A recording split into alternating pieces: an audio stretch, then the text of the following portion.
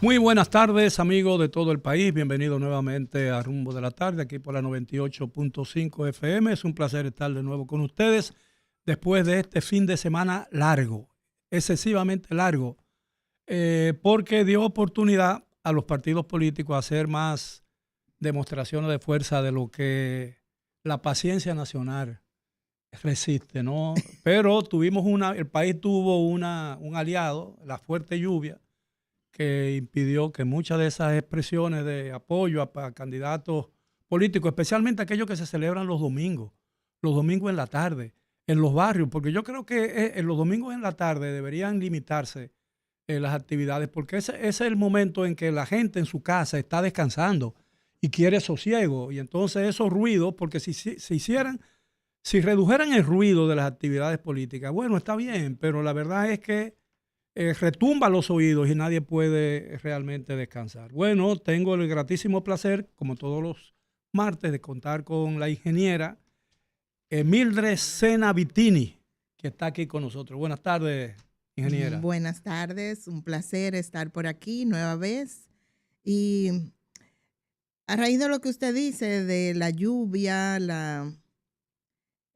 y el largo fin de semana, realmente eh, hubo mucho trabajo, aún con la lluvia. Estuvimos en distintos lugares donde observamos las personas de distintos partidos trabajar aún bajo esas condiciones. Pero usted no hace ruido en su campaña política, supongo. Bueno, hoy me dolía el brazo y yo decía, pero ¿de qué es que me duele el brazo? Y era del bandereo. Bueno, para los Sí, que no se recuerdan, porque ella nada más viene los martes, durante la campaña electoral, ella es candidata a diputada en la primera circunscripción del Distrito Nacional por su partido socialista cristiano, Cristiano. que es un partido minoritario, pero que es un partido que está creciendo debido a que, bueno, la ideología, ¿no?, que profesa. Sí, en realidad trabajamos mucho, un trabajo combinado, un trabajo donde no solamente salimos a las calles, sino también ese cara a cara, muy puntual, que vamos a decir que es mi estrategia. Ingeniera, voy a pedirle un momentito para escuchar una frase pronunciada por el expresidente Danilo Medina, quien es el presidente del Partido de la Liberación Dominicana, en una actividad proselitista celebrada el domingo o el sábado, que ha generado muchas reacciones, favorables algunas, críticas otras. Vamos a escuchar lo que él dijo, que tiene que ver con una de las situaciones que se presentaron en las elecciones de febrero, en que realmente hubo violaciones a a las leyes electorales que impiden realmente que en los recintos electorales y en los alrededores de esos recintos se haga actividad proselitista. Vamos a escuchar lo que dijo en esta oportunidad que ya citara el licenciado Danilo Medina. Ustedes no pueden permitir de nuevo que nos hagan lo que hicieron el 18 de febrero. No pueden permitir que le instalen una carpa frente a un centro de votación. Eso es ilegal. Y la primera carpa que construyan frente a un centro de votación, tienen que destruirla de inmediato.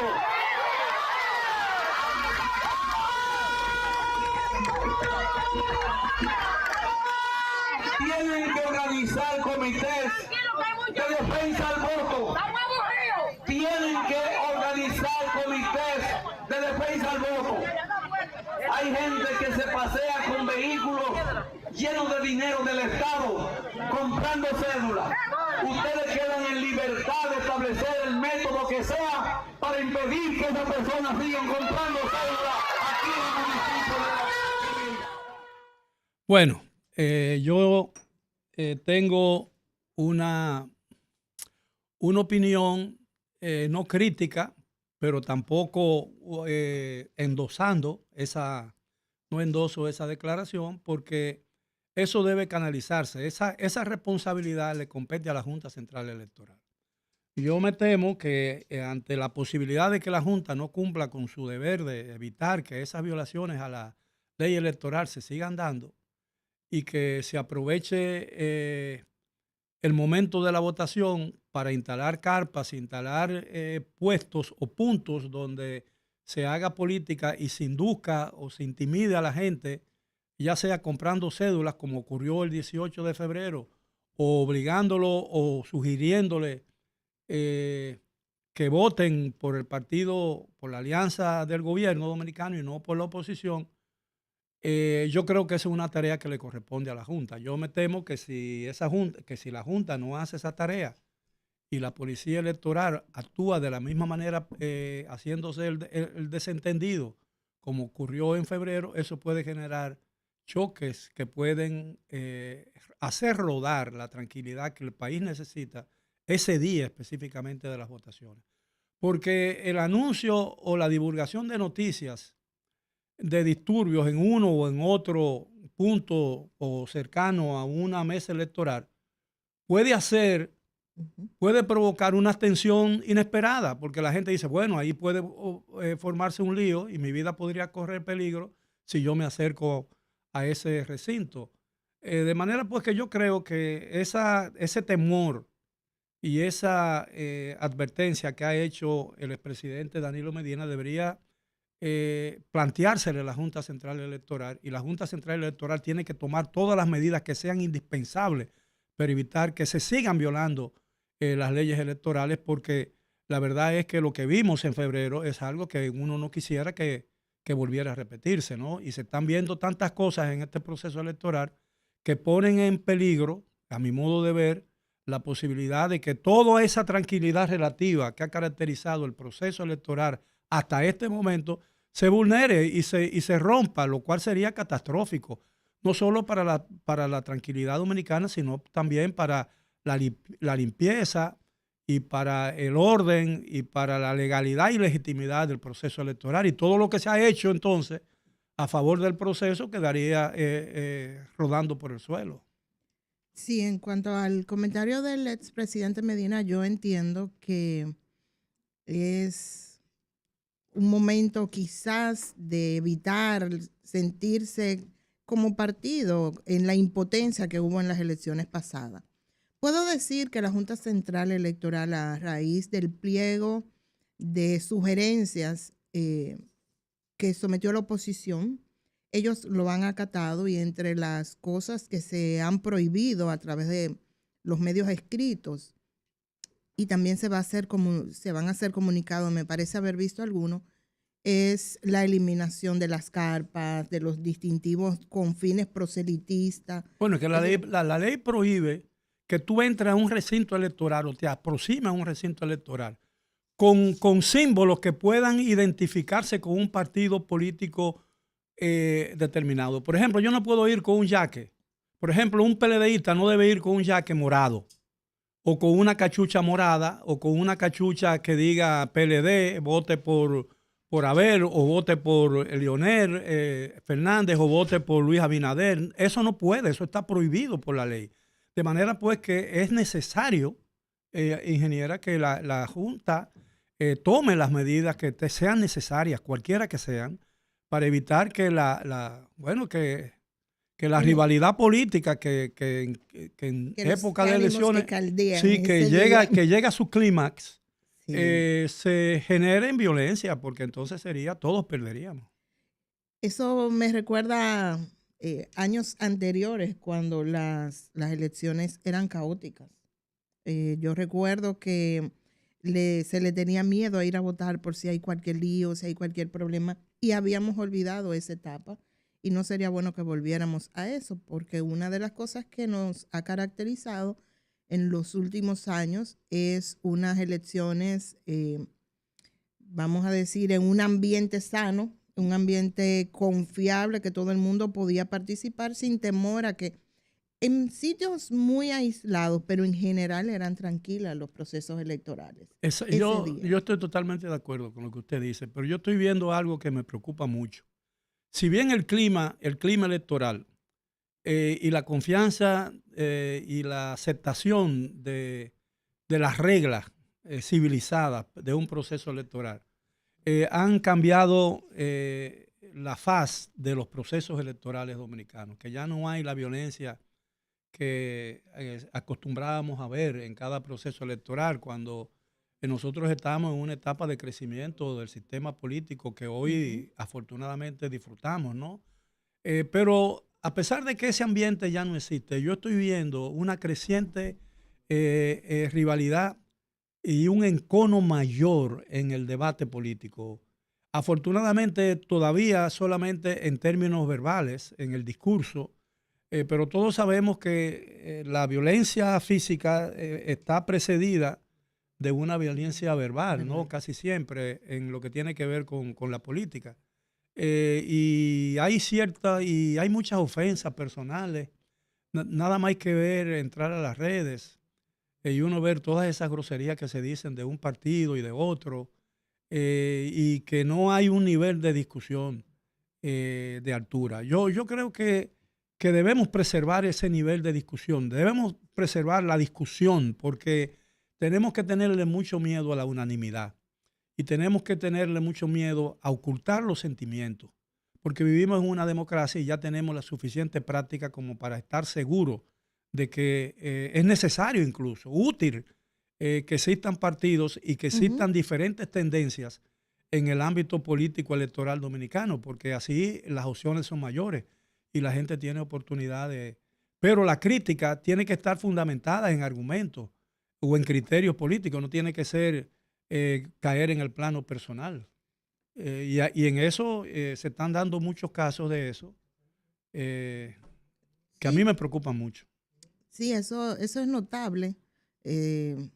Yo digo que en Twitter no se dan porque es una red social, pero de lo contrario, el lenguaje que se utiliza, la forma en que se expresan, tienden muchas veces a poner en ridículo la opinión del otro sin tener un fundamento para tal cosa, y sobre todo la figura del presidente, que nos guste o no, es el presidente y hay que respetarlo como tal, entonces hay que tener mucho cuidado, porque lo que nosotros hacemos lo estamos pasando a los demás, sí, sobre todo a esas generaciones que vienen subiendo. Entonces, ¿qué vamos a construir de nuestra democracia? No, pero en Twitter se escuchan y se leen, se escuchan porque se pasan videos y se pasan audio por Twitter, en X ahora, ¿no?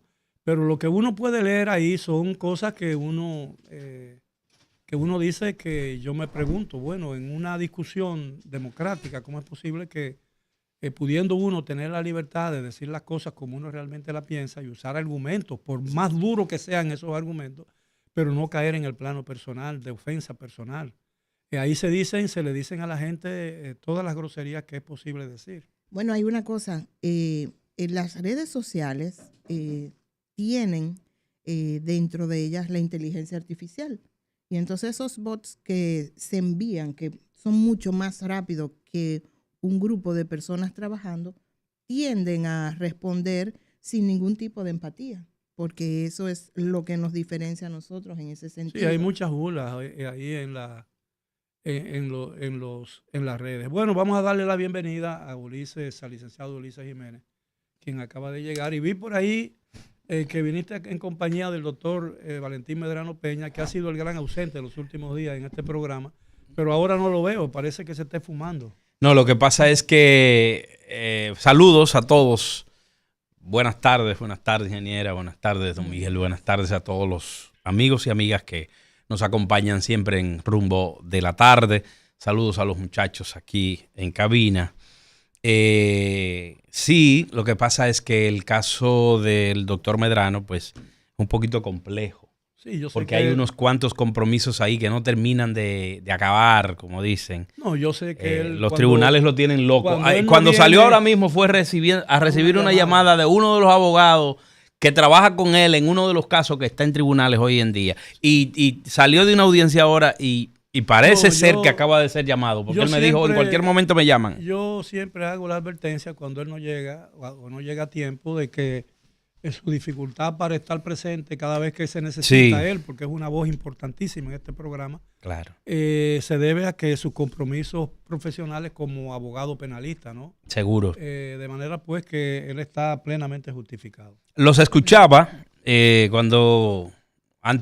previo a llegar acá, y hablaban de la jugada política que ha asumido el presidente Danilo Medina, expresidente Danilo Medina.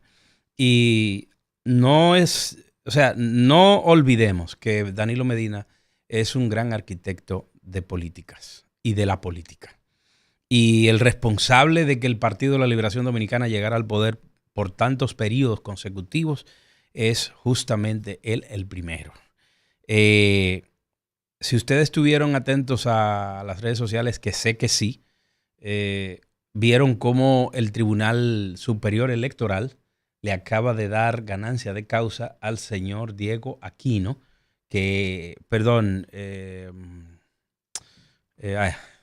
doctor Aquino, de provincia de Bauruco, que era el candidato a senador por Rescate RD. Le habían despojado esa alianza. ¿De qué partido es? No, él es del PLD. Él fue senador del PLD incluso. Él era el candidato por Rescate RD. Le arrebataron la candidatura y el Tribunal Superior Electoral le dio ganancia. ¿Quién? Bueno, la cúpula del Rescate RD, porque él tuvo que acudir a la justicia. Y la justicia le dio ganancia de causa. Teniendo la anuencia del tribunal en sus manos, ya él tenía la inscripción de él finalmente la inscripción como candidato a senador por Rescate RD. Sí, le querían serruchar el palo. No, se lo serrucharon. Lo que pasa es que el tribunal vino y lo empató el palo. Empató el palo y le puso, curita. Vamos a decir así, una curita. Con el palo en la mano, Diego Aquino se llama. Pues sencillamente, él redactó la renuncia y se le entregó al presidente Danilo Medina. Sí, y le dijo, a pesar de que tuvo ganancia de causa en el Tribunal Electoral, él presentó renuncia, porque en esa renuncia él le explica al presidente Danilo Medina que él no se puede prestar para truchimanerías políticas, y menos él, que ya fue senador, menos él, que es la figura que es en la provincia Bauruco, justamente donde estaba Danilo Medina. Yo no conozco los detalles, no puedo hacer una opinión sobre el caso, pero si yo me viera en una situación similar, yo probablemente hubiera hecho lo mismo. De manera que, hay un caso parecido, de todos modos... Sí, la lucha, mire, la política dominicana ha estado llena siempre de ese tipo de cosas. Yo recuerdo que cuando Balaguer estaba activo en la política, y era incluso candidato, ya sea como candidato como presidente de la República o candidato en la oposición, que también lo fue en el 82 y lo fue en el 86. A veces cuando dejaba para último minuto Balaguer la designación de su lista de candidatos, porque se cogían no por la forma en que se seleccionan ahora, sino se cogían en contubernio, ¿no? Se juntaba la cúpula y decían va este, va aquel, va este, va aquel. Con méritos, muchos de ellos, pero no con méritos ganados en un lance o en una lucha partidaria dentro de una organización. Y Balaguer mandaba esa lista, óigase bien lo que le estoy diciendo, porque yo soy testigo de eso. Balaguer enviaba esa lista ya a última hora, el día 31 de marzo, que era el día, como las elecciones se celebraban el 16 de mayo, cayera cualquier día de la semana, no importa, era el 16 de mayo, según la Constitución. La mandaba el 31 de marzo. De marzo, perdón. 31 de marzo, sí, que eran 45 días antes de las elecciones, que se cerraban la lista de la inscripción. Y lo hacía, salía de su casa a las 11 de la noche o a las 10:30 de la noche para que se inscribieran en último momento para que nadie pudiera. Y aún así, hubo gente que salió como designado en esa lista de Balaguer a las 10:30 de la noche o a las 9:30 de la noche para la Junta Central Electoral. Y en la lista que llegaba a la Junta no aparecía su nombre. Iba como primero en la lista y después ni siquiera aparecía en la lista. Y eso yo lo viví durante muchísimo tiempo, porque ustedes son jóvenes todavía y no tienen la experiencia que yo viví en todas esas épocas. Y yo sí puedo dar testimonio de los cambios que aquí se han dado en la vida política, especialmente en el sistema electoral, porque yo viví épocas que ustedes solamente tienen referencia por lecturas o por relatos de terceros. Pero yo sé que era eso y ejercer el periodismo como yo lo ejercí en ese momento, que yo era corresponsal también de una agencia internacional de noticias y de una revista internacional. Había riesgo del ejercicio del periodismo en esa época y varios periodistas perdieron su vida. Hoy en día las condiciones del ejercicio periodístico, por más restricciones que uno pueda denunciar y por más cosas que hagan los gobiernos, este gobierno y los gobiernos anteriores, inmediatamente anteriores, no se puede comparar con aquella época de tensión que realmente se vivía en la República Dominicana. Y eran épocas de tensión porque todo periodo de crecimiento político trae consigo ese tipo de tensiones, ¿no? Y ese tipo de gente y grupos y fuerzas políticas que se resisten a los cambios y que esos cambios tienen que muchas veces que imponerse de manera poco democrática, si se quiere, ¿no? Pero gracias a Dios nosotros vivimos una época muy distinta. Usted puede quejarse de algunas cosas que hiciera, algunas travesuras del PLD en la época de Leonel Fernández y en la época de Danilo Medina, y puede quejarse de ciertas travesuras, igualmente de las travesuras que se están haciendo ahora con el gobierno del PRM, pero evidentemente ha habido un cambio radical y un cambio progresivo en la forma de hacer política y en la forma de concurrir a las elecciones. Óigame, señores, la gente tenía miedo de ir a veces a votar. Las abstenciones se producían porque la gente se quedaba en su casa muchas veces por miedo, ¿entiendes? No por voluntad. No me gusta ningún candidato como tú puedes hacer ahora. No tengo por qué ir ahí a votar. Yo no le recomiendo a nadie que se quede en su casa. Yo creo que todo el mundo tiene que ir a votar por su candidato. Si te gusta el Abinader, ve y vota por tu candidato. Si te gusta Abel Martínez, ve y vota por Abel Martínez. Si el que te gusta es Leonel Fernández, ve y vota por Leonel Fernández. Pero la gente tiene que ir a votar porque es necesario que fortalecer el voto. Y hay muchas formas de expresar su descontento con las distintas opciones electorales. Mira, y finalmente, para terminar de mi parte con el tema Danilo Medina, pues Diego Aquino Acosta, repito que había sido senador del Partido de la Liberación Dominicana por la provincia de Bauruco, dijo que decidía pues renunciar a la candidatura y asumir entonces la persona que habían impuesto, que era un candidato de la Fuerza del Pueblo, de apellido Félix. Dice que él había tomado la decisión de incluso apoyar el candidato por no hacer el ruido que normalmente se hace. Finalmente, cuando se dio a conocer la sentencia, entonces el ruido se hizo mayor y Danilo Medina, el animal político que lleva adentro, le impulsa a actuar, pues, justamente para calmar ese ruido. Y en el lugar de donde es Diego Aquino, por la provincia que él estaba aspirando, allí aprovecha el escenario y hace la advertencia que para muchos ha sido temeraria, de que cuidado si arman las carpas alrededor de los recintos electorales porque las van a desbaratar. Primero, partir de ahí, de que Danilo Medina es un animal político, él sabe cómo crear estrategia para subir y tumbar temas. Lo ha hecho de una manera magistral, ahora hay que decirlo. La otra parte o la otra lectura que se le puede dar a esta reacción de Danilo Medina, que pienso que tiene tanta importancia como la primera, es el hecho de que él tiene que dar la señal de que se está compitiendo, de que no se va de ninguna manera a rendir y de alguna forma hay que decirle a esa base, mire, nosotros estamos aquí, nosotros tenemos candidatos, nosotros tenemos que dar la batalla, ustedes tienen que ir a votar porque el Partido de la Liberación Dominicana está con vida. De manera que es entendible. Yo no voy ni siquiera a denostar ni a acabar a Danilo Medina porque sencillamente hizo esa expresión de esa naturaleza. Eso es puramente política. Pero yo te voy a decir una cosa, Ulises. A mí me sorprendió esa declaración de Danilo Medina, porque Danilo Medina es un hombre muy ecuánime. Él lo ha demostrado a lo largo de su presidencia, lo demostró y lo sigue demostrando.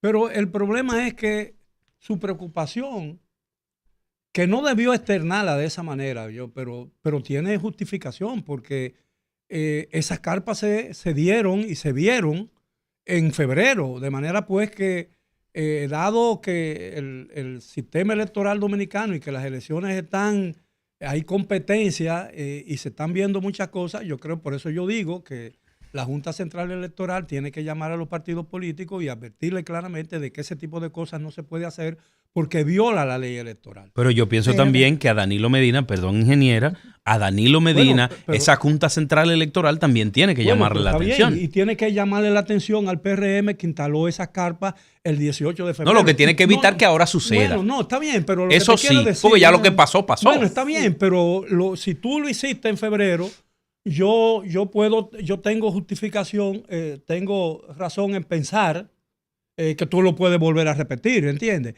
Entonces, yo lo que creo es que en este caso, la Junta Central Electoral, y como no ha habido un pronunciamiento real de la Junta Central Electoral con relación a eso, y el informe que rindió la OEA se quedó ahí y no ha habido una discusión como debió haberse planteado con altura, entonces yo creo que llega un momento en que tú haces cosas, tú dices, bueno, si me permiten, si instalan una carpa ahí frente a la cosa, bueno, pues entonces si la Junta no lo desbarata, entonces vamos a desbaratarla nosotros. Sí, pero entonces, lo que pasa es que a la luz, eso, yo lo sé, pero a la luz de la ley, perdón, Miguel. Sí, pero déjame terminar. Yo lo que quiero decir, Ulises, es lo siguiente. Si yo voy, por ejemplo, yo tengo en mi casa, yo tengo una verja, ¿verdad?